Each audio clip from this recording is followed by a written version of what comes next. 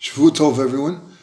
Welcome to week number 93 in our TillesTells stories for Saturday night WhatsApp group. I translated and adapted this story from the book Shemuos and Sipurim, Shemuos for Sipurim, Volume 1 by Rabbi Raphael Nachman Cohen, of Chabad, who heard it directly from Rabbi Kazanovsky, who was there. Its title is An Angel of 1000. In the early 1940s, Rabbi Shmaryahu Gurary, of blessed memory, who was married to the eldest of the three daughters of the sixth Lubavitcher Rebbe, Rabbi Yosef Yitzchak Schneerson, was sent by his father-in-law on a mission to Toronto with Rabbi Shlomo Aaron Kazanovsky. They arrived to find the city completely paralyzed in a blizzard. Deep snow had buried practically everything, and storm winds were blasting through the streets. Since no transportation of any sort was available, they were forced to take refuge in a nearby hotel. A number of Hasidim and admirers of Lubavitch found their way to the place where they were staying in order to pay their respects to their city's distinguished guests. Among them was a prestigious local rabbi, a leading Torah scholar in the city, who expressed great respect for the Rebbe Rayatz and explained why with this amazing story. Not so long ago, one of the members of my shul, Ruvain, a wealthy man, fell seriously ill. It actually happened in my shul on Shabbos. He was called for an aliyah, and on the way to the platform, he suffered a stroke. An ambulance was summoned, and he was taken quickly to the hospital. As soon as possible after Shabbos, I went to visit him. When I arrived at his floor, I encountered the members of the family who had stationed themselves in an empty room next to the patients. They told me the frightening details of his condition. In addition to one of his legs being paralyzed, he was also barely able to speak. Their mood was gloomy. The unpleasant situation of the head of the family would have been reason enough. But in addition, his son was supposed to be getting married, but has postponed his wedding because of the sudden tragic development. They warned me not to go into the room. However, the patient heard my voice while I was speaking to them and asked his nurse to call me in. I entered. As soon as he saw me, he managed to say, I heard that the Lubavitcher Rebbe now lives in the United States. That's true, I replied. He came in 5700, in 1940. Please, he implored, gasping the words, write to him on my behalf and ask him what I can do to save myself from this ghastly illness and regain my health. Of course, I agreed. As soon as I got home, I dispatched an urgent telegram. The Rebbe's answer arrived very quickly, also by express.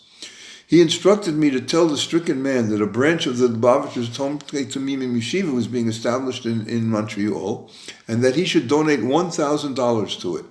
For, as it says in the Talmud, tzedakah saves from death.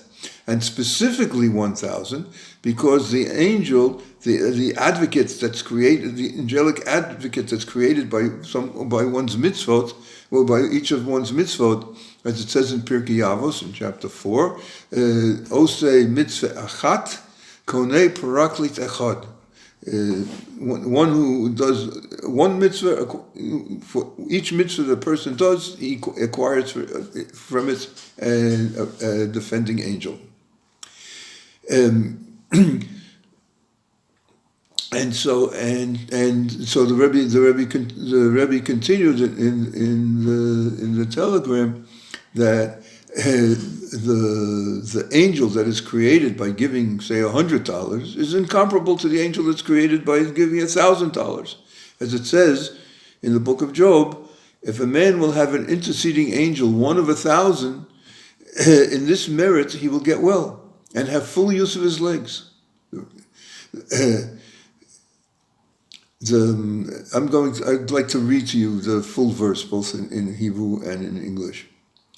The full verse in the book of Job, chapter 33, verses 23 to 24, which I will read, is Im yesh alav malach melitz echad mini elef lahagid laadam yashro vaychunenu vayomer padahu miredes shachas matzatzi kofer. If he has a merit, then there will be for a man an interceding angel, one of 1,000, to declare his uprightness on his behalf. Then he will be gracious to him and say to the heavenly court, redeem him from going down to the grave. I have found atonement for him. By the way, this verse is recited 3 times in the Kapara seminary early in the morning before Yom Kippur. The rabbi continued, I hurried back to the hospital with the Rebbe's letter in hand. The relatives were all still there. When the patient's wife saw me, she said in surprise, what? Did you already get an answer from the Rebbe? I told her what the Rebbe had said.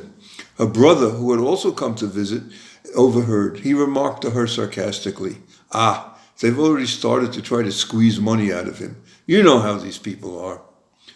I didn't bother to respond. Instead, I went directly inside to the patient, and I told him what I had written and that the Rebbe had answered right away. I then read to him the Rebbe's letter. When I finished, he turned to his son, who had been standing next to the bed the whole time. Son, he said, as emphatically as he could manage, I want to live. Please take $1,000 and deliver it in person to Montreal to whatever address that the rabbi tells you. The son, the one whose wedding was postponed, did exactly as his father requested, without hesitation. A few days later, a doctor in the hospital, who was known to be a leading specialist for this particular problem, came to do an examination. The room was cleared for him, and he remained alone with the bedridden man for some time. When he came out, his face was contorted with fury. He went directly over to the relatives of the patient, who were still maintaining their faithful vigil, and he said, who gave you permission to bring in an outside doctor and for him to initiate treatment? He demanded, and without informing me, no less. This is outrageous. The relatives looked at one another, and then back at the doctor, thoroughly perplexed.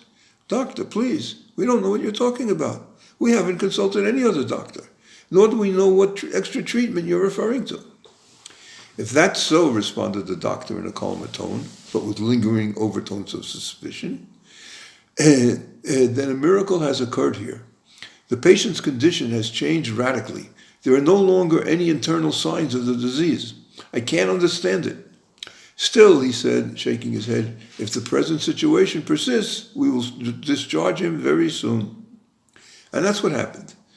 Shortly thereafter, he was released, and although he needed crutches to help him walk, it wasn't too long before he was able to discard them. His condition continued to improve rapidly until he was better completely.